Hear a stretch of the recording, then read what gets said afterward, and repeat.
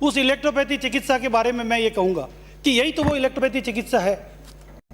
मैं कल मंत्री जी से बात कर रहा था तो वो भी कंफ्यूज हो रहे थे कि इलेक्ट्रोपैथी चिकित्सा है क्या।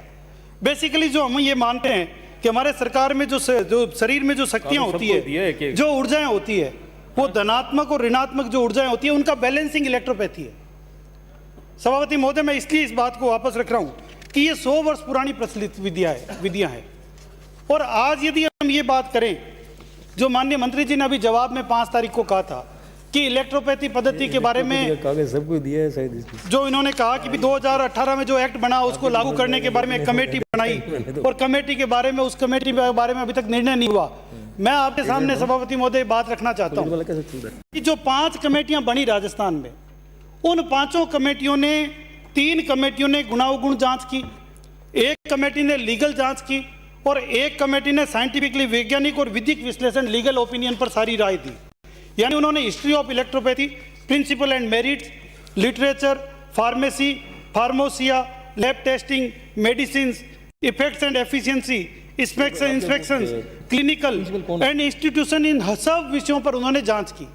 ये जांच करने के बाद में जब ये कमेटी, आपने मेडिकल एक्ट बनाया, तो उसके बाद जो कमेटी राज्य सरकार ने बनाई, इस सदन का एक्ट बनाने के बाद उस कमेटी का काम था कि किस प्रकार से यहाँ कोर्सेज को लागू किया जाए, किस प्रकार से यहाँ जो हजारों चिकित्सक राजस्थान में हैं उनको इसका एम्प्लॉयमेंट मिले।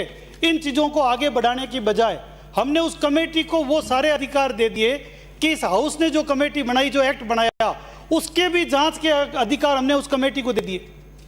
ये एक मुझे लगता है कि इस हाउस की महत्वता हम खत्म कर रहे हैं कि जिस हाउस ने, सरकार किसी की भी हो, आज आप जो एक्ट बना रहे हो उस एक्ट की जांच क्या कोई कमेटी कर सकता है? एक्ट बनने के बाद है कि हम एक्ट को आगे लागू करें, उसको लागू करने की बजाय, हम आगे बढ़ाने की बजाय हम उल्टा उसमें उस कमेटी को बनाने की बजाय उसमें जांच में ले गए। और सभापति महोदय, सबसे बड़ी बात जिसमें आपने आईडीसी की चर्चा की मंत्री जी ने, उस आईडीसी की बैठक में क्या था? क्योंकि ये विषय केवल ये विषय आईडीसी का नहीं है। मंत्री महोदय, मैं आपसे ये निवेदन करना चाहूँगा आसन के माध्यम से कि ये कॉन्क्रीट लिस्ट का सूची है, समवर्ती सूची का विषय है। इसमें माननीय उच्च न्यायालय ने और सुप्रीम कोर्ट ने, दोनों ने ये कहा है कि यह कोई भी राज्य सरकार, और माननीय सुप्रीम कोर्ट के जज ने, जो शिवराज पाटिल साहब जज थे, उन्होंने तो ये अपनी टिप्पणी में भी लिखा, electropathy medicine are quicker and cheaper and safer, ये उन्होंने टिप्पणी में लिखा है। मैं इसलिए सारी बात रख रहा हूँ कि कॉन्क्रीट जब सूची में है तो इसमें राज्य भी अपना कर सकते हैं। और हम इसलिए कर सकते हैं कि हमको गर्व है कि आयुर्वेद एक्ट राजस्थान ने 1953 में बना दिया था और Indian system of medicine act 1970 में बना।